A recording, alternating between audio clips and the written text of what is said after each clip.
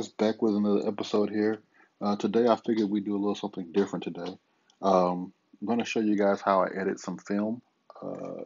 And Typically, for editing film or street photography, I pretty much use just my iPad um, and my Apple Pencil and Lightroom. Uh, so we're just going to hop right in, okay? So let's open Lightroom. And I have a folder already set up kind of with some stuff for test editing. And I figured I'd start with a variety of things. The first one, let's go to this 4x5 negative that I took today. And I put it on a light table, shot it with a D810, something high resolution, and a 60 millimeter lens macro. And so we're just going to show you how to edit that negative to put it, to get it back to a positive. So the first thing I always do is just kind of, well, let me go back to the cancel. Let me go down to here to geometry. I always just let it auto correct. Sometimes it doesn't do anything just like it did there. So in that case, then I'll go to the crop myself and then I will just fix it how I want, right?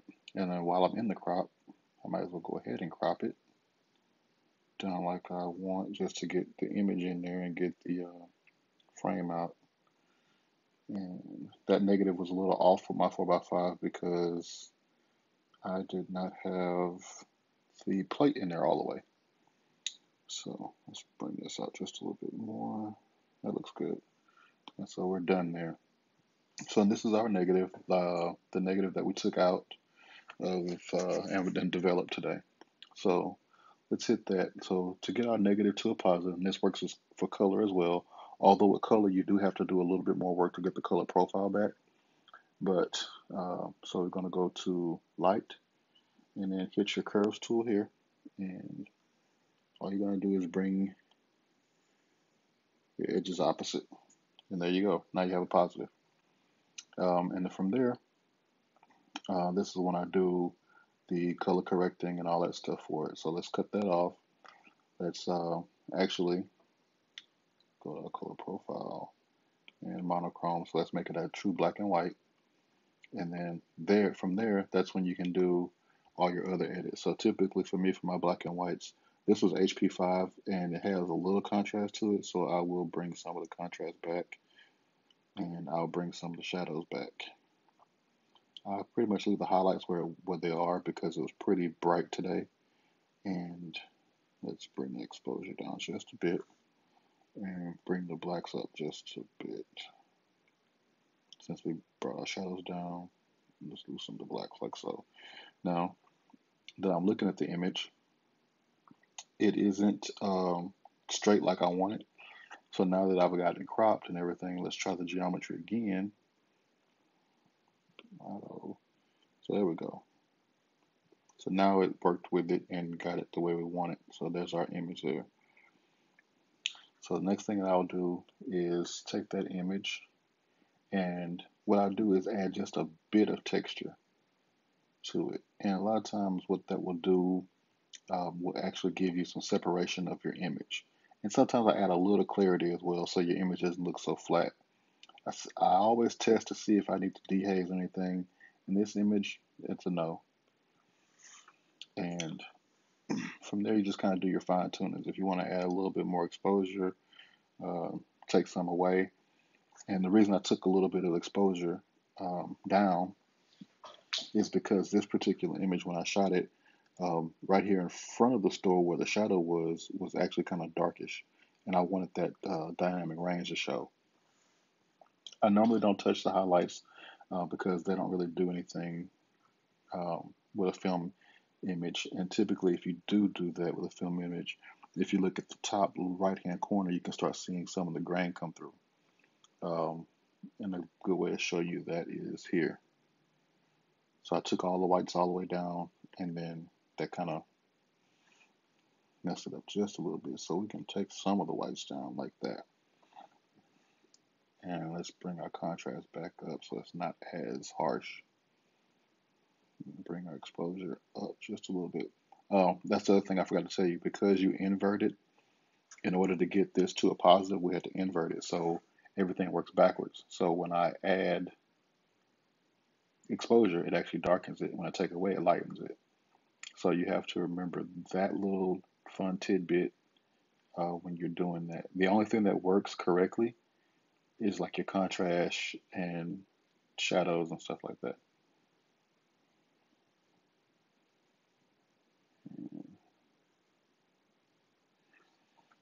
So at that point, this particular image, now with the newest update in Photoshop and Lightroom on the iPad, I can now actually send this to Photoshop without actually having to save it and then bring it back, edit it in Photoshop, and then bring it back and save it and then bring it back to Lightroom. I can it's everything is seamless now. So all I have to do is just hit that button and it does everything else. So there we are there. I'm gonna zoom in a bit and my healing tool is already picked and I just kind of go over some of the spots that were left over from the film that that I don't really want.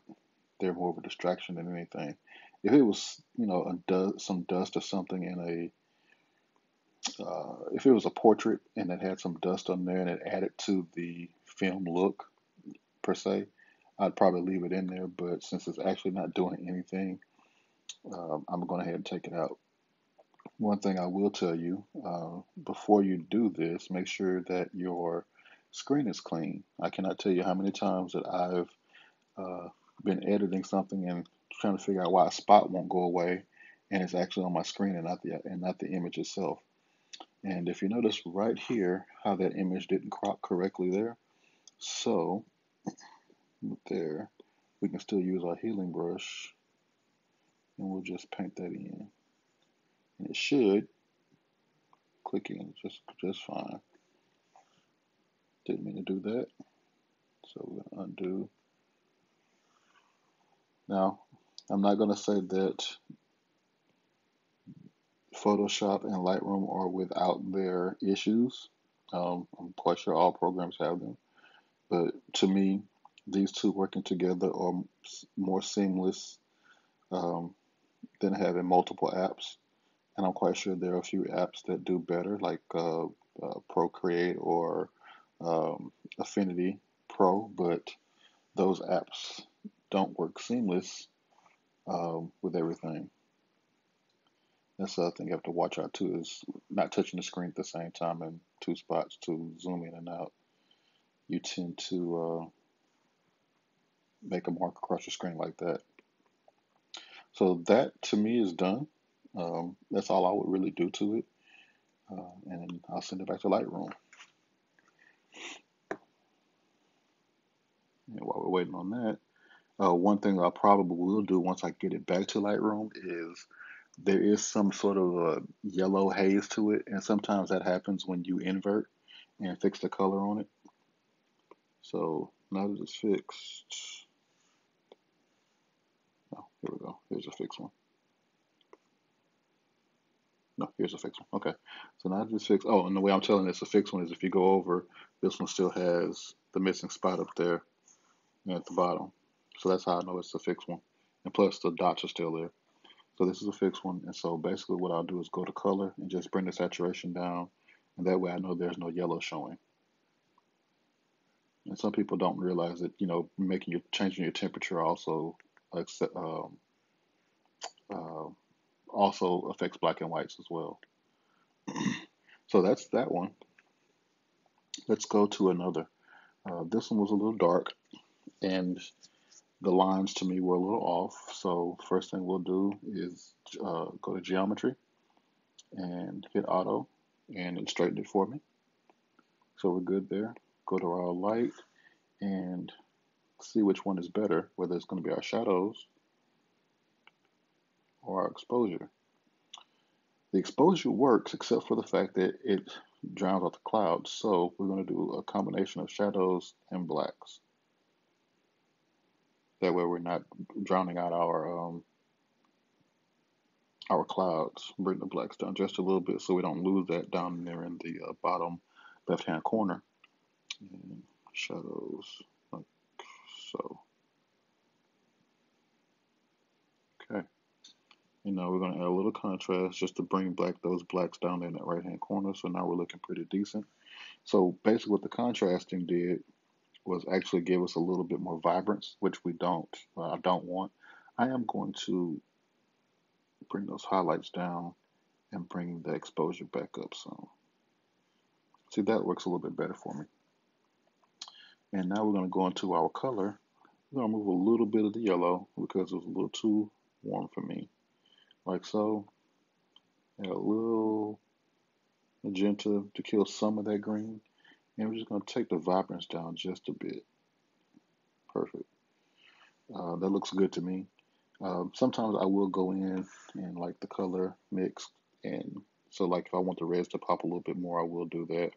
But they actually kind of pop a little bit for me. I'm gonna adjust the luminance on them. Just if you look at the flag down there in the right dead center of the screen, the middle, how it's going in and out. So I'm going to adjust the luminance where it's a little bit brighter, so it kind of fits more of a film profile, at least to me. Um, Effects, going to go in, add just a bit of texture, just to make a difference, so you can see the lines and the bricks. And that's it for that one. You're not going to do too much editing to a lot of your film photos because you do want the film look. Mainly for me, it's just a little um, maybe exposure fixing or just kind of tweaking some exposure issues here or there. This one we're going to come to, and mainly because it was a portrait and it was a bit grainy. This was taken with a Yashica GSN 635. I don't remember the film stock. This was probably a 7, 8 year old picture, but I wanted this photo in there just because of the color and the fact that it was in fact a portrait. So this one, the way I would edit is the first thing I would do is add a little contrast because I like to add contrast to all my film portraits only because it gives you a little bit more definition, like in the eyes and the hair, and anywhere there's black, and so it also gives a little bit of separation from that background too. So there's that. Um, so once I do that, exposure is pretty. I'm fine with that. There's nothing really I would do with the exposure. Go down to our color. I'm going to add just a little bit of blue and take out a little bit of green. And by doing what I'm doing to do that is adjusting, go back. I'm adjusting the white balance. So to take out some of the yellow, I'm adding blue.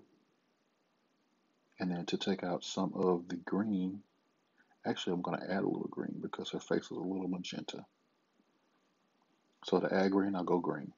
I'm not going to need to do anything with the vibrance. The vibrance is fine. The A minute adjustment is not going to do anything. So just kind of save yourself a step or two. Effects, I'm going to add just a little bit of texture. There we go. And that's that. I'm going to leave the dehaze alone and not touch that. Another thing that too is if you want to see your original edits, I mean what the original photo looked like and compare it to your edits, just tap and hold the screen. Tap and hold the screen. Just like so. And actually, what that does is kind of gives you an idea where you're editing and if you've gone too far. And in this case, I personally think I've gone a little too far with the contrast. So I'm going to back the contrast off just a bit because I do want that film softness. I do know that this is a Kodak stock, but I'm not sure exactly which one. I'd have to dig the negative out and look at it. So I took away a lot of that contrast. But to me, skin tone's a little bit better. And then uh, you still see some separation in the skin and the hair and the background. So um, with that, we got some spots in the hair that we want to take care of, and the grain around like her shoulders in your all your corners, especially you can see it in the bottom two corners. This grain is a little bit more pronounced because the film that I shot this on was an expired film. So you're going to have a lot more grain depending on the how expired the film is. So what we're going to do with this now that we've done that is we're going to again send it to Photoshop. And what we're going to do in Photoshop is those dots that were in her hair, we're going to remove them. Got our healing tool and just simple paint over, and that looks pretty good there. Select this white spot. I'm getting rid of that only because what that was rain. It was starting to rain that day, and it was more of a distraction on the photo than just leaving it. So again, touch two fingers at the same time so you won't accidentally do anything. Always, before you send it back, overlook your photo again just to make sure you didn't accidentally do that, not pay attention. Just to make sure that you didn't accidentally swipe your finger across and mess up an edit and then get it back over in the Lightroom and realize you screwed something up. So one other thing I'm probably going to do, just because it's bothering me a bit, is get that hair right there. Okay. And you just zoom back out, make sure it still looks natural, which it does, and it's fine. So at this point, we're done. Send it back to Lightroom. And you give Lightroom a moment, and it'll put the edited image next to the unedited image. So there's our edit, our cleaned up edit. As you can see, there's no dots there, and then go back, there's our dots. And that's a good thing. I'm happy that they did do that, where you don't have to go searching all through your catalog to try to find where your edit is. One more, a few more here. This one with the gentleman. Again, we don't do too much to these because we do just want to keep our film look alive, right? So geometry, go down, auto, straighten it out. It'll straighten out the lines for you, so you're not guessing. Sometimes it will throw it off, and you'll have to just go back and um, undo it, and then just kind of fix it yourself. But for the most part, I would say 99% of the time it gets it where it wants it to be. Gonna add a little contrast, not much, just a little, just to kind of darken the lines and the blacks in there. And now at this point, we're gonna go down our shadows because we want to bring that E. See how the color, not the color, the dynamic range comes back under that easement. So up under the easement, we get our shadows back. So we're gonna bring that down just a little bit so it's not washed out up under there. We'll bring our highlights down just a little bit. And the reason we're doing that is to bring our gravel back. And our blacks, we're going to bring them down just a little bit. So that way we don't have to touch our shadows again. Okay.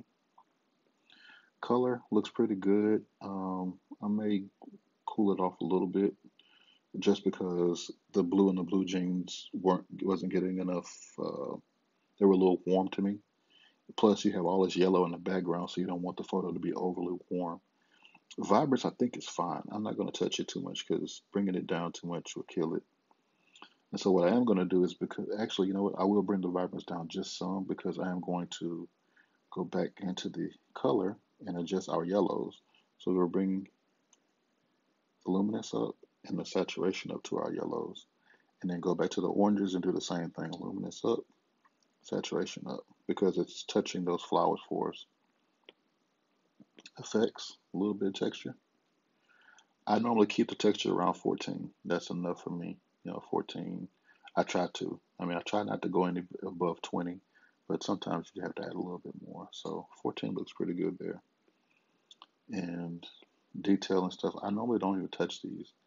Optics, I normally don't do that. And that photo is actually done. There's nothing else really I would want to do to it. Uh, I would leave it just like it is now and roll with it. So let's go back and go to our next one. Now, this one I picked because it was ectochrome. Ectochrome tends to be a little bit blue, and it tends to be a little bit harder to uh, edit or color correct because um, slide film doesn't give you a lot of leeway one way or the other, but it can be done. So for this one, we're going to crop it in because when I scanned it, it scanned outside the negative some. and I don't want that. So now we're good there. We're all scanned in. Everything looks good. We're going to do a little geometry just to make sure that we are straight. And now we are. Light and a little contrast just to give it that slide depth of field, just to make it look match the slide, the actual film better. Highlights, I'm gonna bring those down just a little bit. You can't do too much with the highlights on the Ektachrome before you start either washing them out or turning it gray. And so we'll just do like that. I'm gonna raise the exposure just a touch. Or actually, I want to bring it down some because then it looks like the old Ektachrome or Kodachrome negatives. Shadows I normally leave alone with Ektachrome only because they either go from perfect to just white muddy. So I just leave those alone. Whites and blacks. Blacks I will sometimes touch if it's necessary, but it's not adding or taking away anything at this point.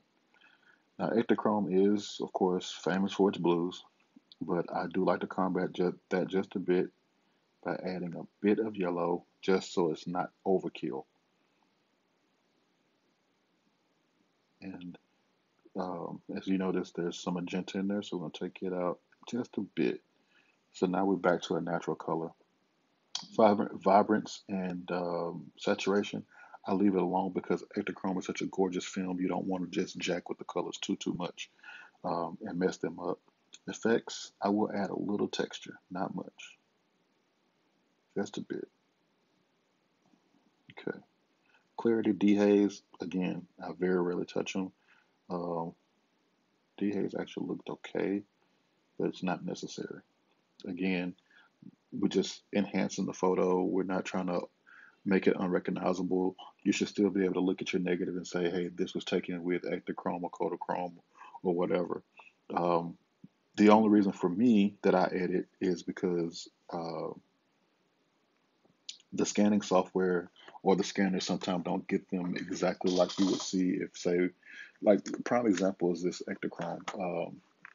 And Ektachrome, I deal with a lot of slides at work, and so I know that their colors are pretty rich, especially when the compensation, the colors are, especially when when it's shot correctly. It's a great film, and so the colors are always vibrant. They always look great. And looking at the stills, looking at the negatives once you put them in mounts, you can tell what the colors are. I mean, just they're just gorgeous. So a lot of times that doesn't translate over when you're putting it onto a flatbed scanner or putting it in like a scanner that actually reads 35 millimeter negatives, like the Kodak scanners.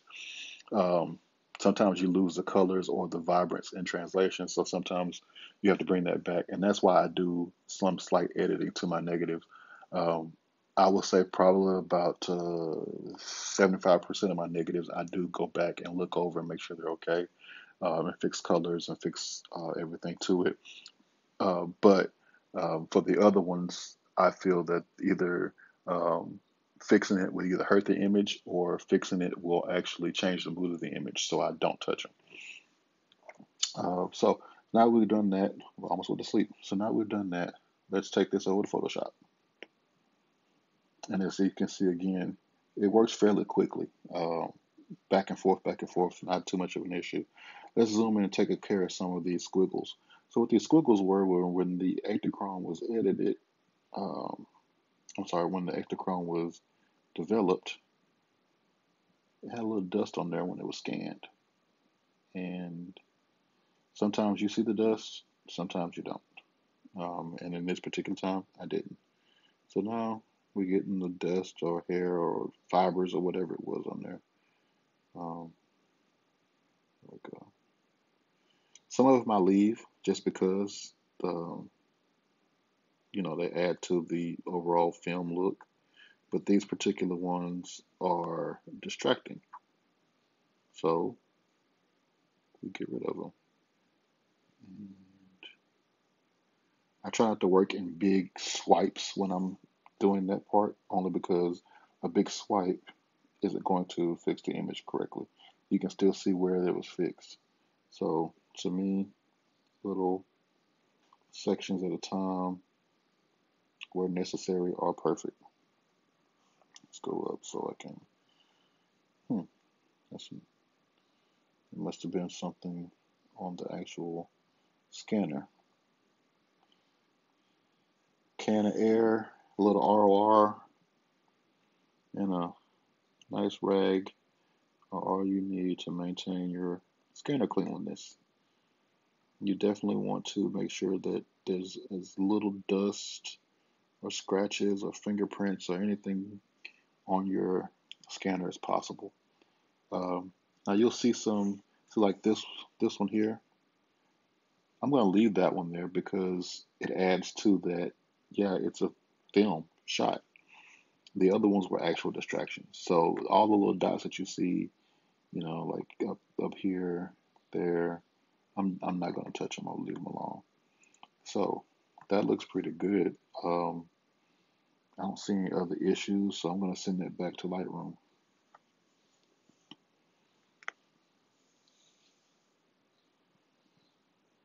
And pop.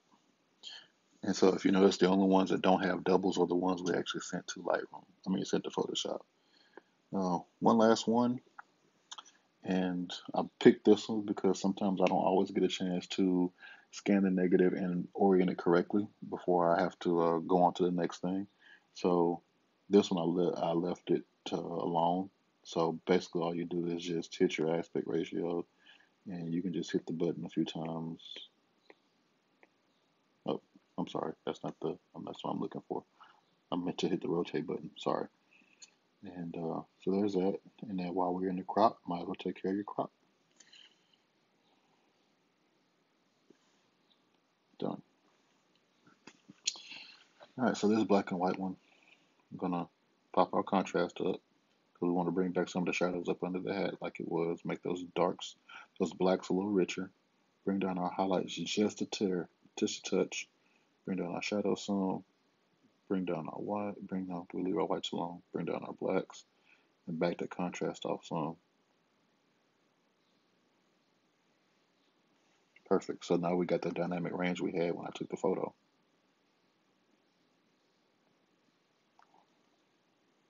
Okay. Color. I'm probably gonna leave it alone just because I don't want to screw with that too much. Now, if you notice, I don't know if you notice on your screen or not, but it does have a yellowish tint. So I am going to kill the saturation. So it's like a reddish yellowish tint. So bring that saturation down. Now it's completely black and white. Effects. Gonna add a little bit of texture, but not much because this photo was already pretty sharp. I shot this again with the Yashica. No, I actually shot this with a Nikon FA. Oh, I'm sorry, FM. All right, so we got that. Effects, textures up. We're good there. Um, this one, I didn't do the geometry, but we can try to see if it adds anything to it. Doesn't do anything, but doesn't hurt anything. Now, we're ready to take it over to Photoshop.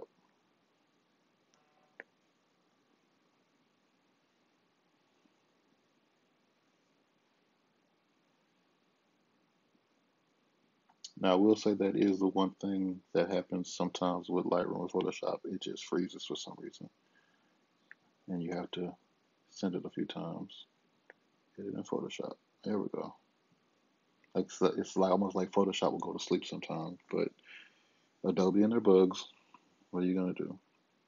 So basically, we're just gonna get rid of some of these white marks with dust. I don't really care too much about the ones outside of her, but I want to fix the ones on her. And just go through that. While I'm doing this, I will say that all these edits I did today, um, when you go and do them yourself, editing is going to be your own personal preference, whatever you like. Don't let anybody tell you, hey, it has to be done this way or whatever. I'm just showing you my process, and you'll figure out and come up with your own process. There's just some loose guidelines to get you started and help you, um, at least start figuring out which direction you want to go to, as far as editing goes. But nothing's right, nothing's wrong. You do what you like because you're creating this stuff for yourself. And I'm getting rid of some of the bright white ones only because they tend to be a little distracting. But for the most part, most of them I am leaving or going to leave. Okay. Feel like there's some back in the bushes. Get rid of that one. This big one up here. Just the distracting ones I'm getting rid of. I will be glad when this Photoshop catches up and gets the burn and dodge and all that stuff. As of right now, it is a watered down version of Photoshop, but it's Photoshop.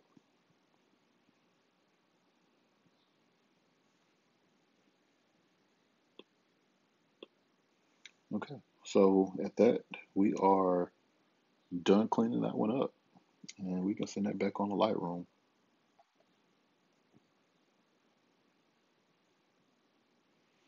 All right, so all of our images are edited. So here's our edit. That's our original. Here's our edit. There's our original. There's our edit. There's our edit. There's our original. Well, I shouldn't say edit, but these are the ones I sent to Photoshop and back. Actually, the best way to do that would be there's our original. There's our edit. Original. Edit. Original. Edit. Original. Edit. And for me, you may look at it and say, well, he didn't do much to them. But to me, that's the success in the edit is when they don't look like I did too much to them. So, original, edit, and then Photoshop version. Original, edit, original, edit, original, edit, original, edit. And then the fixed Photoshop version. Same here. Original, edit, Photoshop. Well, I'm going to let you guys go. I'm not going to keep you any longer. I hope you enjoyed this video. If you did, like, subscribe, tell your friends to come and like and subscribe. If you have any questions, leave them down here in the comment section. If you have anything you want me to review or look at, put that in the comment section. You can always reach me on my Instagram at optical journalist or optical analog, and I'm always willing to answer questions if I have the time and the answers. So thank you guys again for watching, and I will see you next week with another video.